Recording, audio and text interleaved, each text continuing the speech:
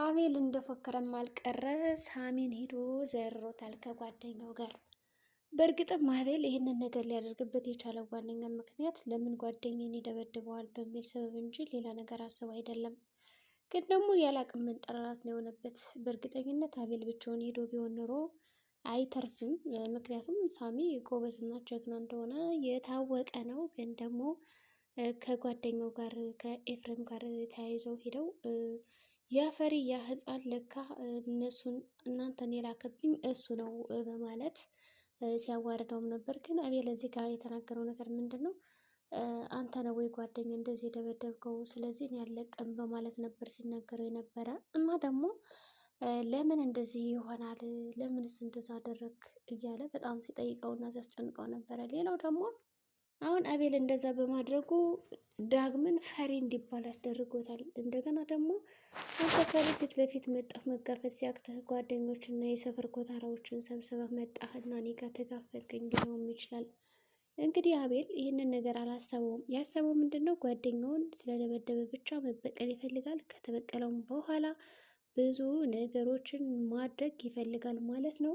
ከዛም እሺ በማለት ነገሮችን ከደበደቡት በኋላ ያው እንግዲህ አንዱን ጓደኛ በደንብ ይዞ ስለነበረ ማምለጥ አልቻለም። ስለዚህ አቤል ጭንቅላቱን ብሎታል እና አሁን ሳሚ የመትረፍ እድሉ እንዴት ነው አለ የለም የሚለው ነገር በጣም ከባድ ነው። ያው እንግዲህ ጭንቅላታችን ስንደበደብ ራሳችን ስተን እንወድቃለን፣ ደማችንም ይፈሳል። ከዛ በፊትም ሳሚ ጭንቅላቱን ተመቷል፣ ወድቋል፣ ተዘርሯል።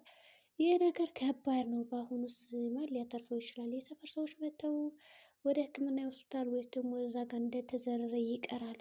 ሌላው ደግሞ አቤል ነው ፖሊሶች መጥተዋል እንዳይዙም በማለት ኤፍሬም ያው ሩጧል ማለት ነው። እኔ ግን ሳስበው ዳግም መጥቶ ሳሚን የሚረዳው ይመስለኛል። ምክንያቱም ጓደኛውን እየፈለገ ስለነበረ በእርግጠኝነት መጥቶ ያገኘውና ምን ሆነ ነው በማለት ወደ ሆስፒታል ይወስዷል ብዬ አስባለሁ። ሌላው ደግሞ የአስቴር እና የበኃይሉ ፍጥጫ ነው። አስቴር ስላችሁ አልማዝ ማለት ነው። አልማዝ በቃ ሳትፈራ በኃይሉን ፊት ለፊት ሰተት ብላ ሄዳ በመጋፈጥ ላይ ትገኛለች። ይህ ማለት እኔ አንተ ማን ስለሆንክ ነው የኔ ነፃነት የምትነፍገኝ? ገንዘብ ስላለ ብቻ በገንዘብ ገዝተኝማ እንደፈለግከኝ ልትጫወትብኝ አልፈቅድም። ስለዚህ ልጅ ራሱ በህይወት ይኖር ነበር እስካሁን ይህንን ነገር ባላደርግና ያን ጊዜ ገንዘብ ባልቀበልህ ከጎኑ ሁኜ አያስታምመው ነበር። ግን ደግሞ እኔ ሀገር ለሀገር ስንከራተት ገና ለገና ሰላም አየችኝ አላየችኝ እያልኩ ስደባበቅ ልጅን አጣሁት።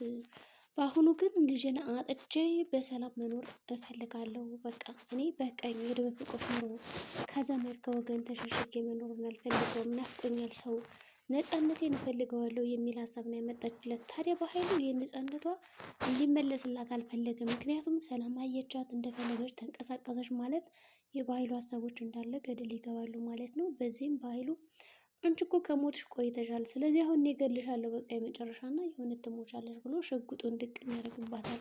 ታዲያ በዛ ምክንያት አንተ ማለት ገለኝ አትችልም ብላ ካት ብላ ትስቅበታለች። እንግዲህ በጣም ብዙ ጊዜ የሳቀችበት በነገራችን ላይ ሲስቅ ወይም ደግሞ ስትስቅማ በእርግጥ በኃይሉ ተኮሳት እያልኩ በጣም ስፈራ ነበር። በንዴት ወይም ደግሞ በእልህ ውስጥ ሆኖ ያው አንድ ሰው ለምን ትስቃለህ ዘንባይ ምናምን እያለ ከጮኸብን ሳናስበው ልንተኩስ እንችላለን ማለት ነው። ታዲያ እንደዛ ከት ብላ እየሳቀችበት እሱ ግን ምንም አልመሰለውም ነበረ። ከዛ በኋላ እሺ ለማንኛውም ያድርግልሽ፣ እስኪ እኔ የማደርገውን ነገር አድርጋለሁ፣ አታሰቃይኝ፣ አሁን ነገሮች እስከሚስተካከሉ ነው፣ እባክሽ ታገሽኝ ይላታል። እናም እዚህ ጋር እየተጠቀመችበት ዘዴ ያለ አልማዝ በነገራችን ላይ ደስ የሚለው ነገር እሷ ምንድን ነው ያለችው?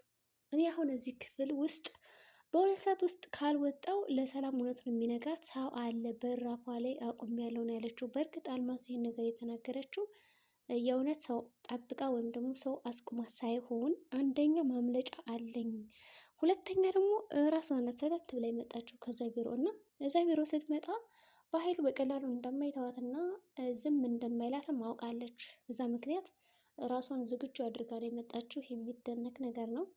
ራሷን ዝግጁ አድርጋ ከመጣችም በኋላ በኃይሉ አሁን እንዴት ነው ሀሳብ ትለዋለች። ሽጉጡን ደቅኖባት ሳለ ይህንን ነገር ስነግረው ደግሞ በጣም ፈራ። አታረጊውም ይላታል።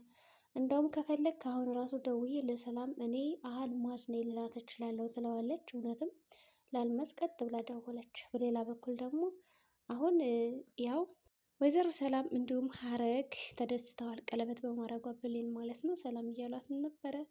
በዚህ ምክንያት ቃል ተደብቃ እያየቻቸው እሳት ስትለብስ ነበር፣ ስትበግን ነበረ። በቃ ወላጅ እናት የራሱ ብሌን ወደደቻት አይደል? እኔ በቃ ማንም ሳይወደኝም ሁሌ እንደተጠላ ሁሌ እንደተገፋው ጭራሽ እኮ እኔን ያቃጠለኝን ሰው ነው አይዞሽ ጎርች በርች ጎበዝ እያሉ የሚንከባከቧት ለምንድን ነው እኔን የማይወዱኝ በሚል በጣም እየቀናች ነው ያለችው። ከዛ እንግዲህ ሀረግ እዛ ጋር ይመስላል ምንድን ነው ለሳሚ ወይም ደግሞ ከሳሚ ጋር ቀለበት ያሰረች ነው የመሰላት እና ላለች በቃ አወጠችው። በቃ እኔ እኮ ጠበቅ አድርጋት እያልኩት ነበረ ያንን ቀን እንኳን ደስ አለች ትላታለች። ሰላምም ኧረ እባክሽ ጎረቤት እንዳይሰማ ዝም በይ እያለቻት ነበረ። ታዲያ ይስማ እንጂ እንደውም በቃ ደግስ ደግሰን መጨፈር አለብን ደስታዋን እናክብርላት የብሌንን በማለት ሊደግሱ ሽርጉድ እያሉ ነው ማለት ነው። የቀለበት ፕሮግራም ሊያዘጋጁላት አስበዋል። ሰላምም ፈቃደኛ ሆናለች የቀለበት ፕሮግራም ለማድረግ። እንዲሁም ዳግም ራሱ መቶ ከሰላም እንትን ሽማግሌ ልኮ እንደሚያገባት ተደርጓል። በዚህ ምክንያት ታዲያ እያንዳንዱ ሀሳብ እያንዳንዱ ቃለ ምልልስ ቃል ወይም ደግሞ ብሌን ተደብቃ እየሰማቻቸው ነበረ። እንዴት ነው እንደዚህ የሚያደርጉት? ለእኔ ስሜት አይጨነቁም፣ ለእኔ ሞራል አንዳቸውም አይጨነቁም እያለ በጣም ስታስብ ነበረ። እዛ ቀለበት ማድረግ በጣም ትልቅ ነገር ነው። ስንቶች ያልታደሉ አለ መሰለሽ። እኔ ቃል ብትወደውም ግን ደግሞ ያንቺ ደስታ እንዲበሳጭና እንዲወገድ አልፈለግም ስትላት ሰላም ደስ አላት ማለት ነው። ብሌን ቀናቶች ተደስተዋል። እንግዲህ ተባርካለች ማለት ነው በቀለበቱ። አስቴርም በጣም አስደማሚ ነገር ነው የሰራችው። ማለት አልማዝ ምንድን ነው ግን አስቴር የሚለው ጉድ ነው። እና በጣም ድንቅ ስራ ነው የሰራችው። ራሷን በኃይሉ መጠበቅ ችላለች። በምን ቀን ነው አንተን ያወቅኩ ግን ምን አለ ባላወቅኩ እያለች በጣም ስጮህበት ነበረ። ከዛም እንደምንም ብላ ደወለች።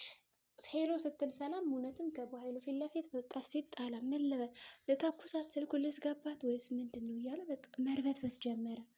በጣም ነው የደነገጠው። ከዛም በኋላ በቃ እስኪ እንደሚሆን አድርጋለሁ ይልና እሺ በቃ 400 ሺህ 500 ሺህ ልክፈልሽ ተጨማሪ ገንዘብ ይላታል። አልማዝ ግን በኃይሉ የምነግርህ ወይም የምልህ ነገር አይገባህም ወይ? እኔ ገንዘብ አልፈልግም፣ ከፈለግክም የሰጣኝን ገንዘብ ልመልስልህ እችላለሁ። ገንዘብ ነፃነቴን ነፍጎኛል እያለችው ነው። አያችሁ እንግዲህ ነፃነት ምን ያክል እንደሆነ።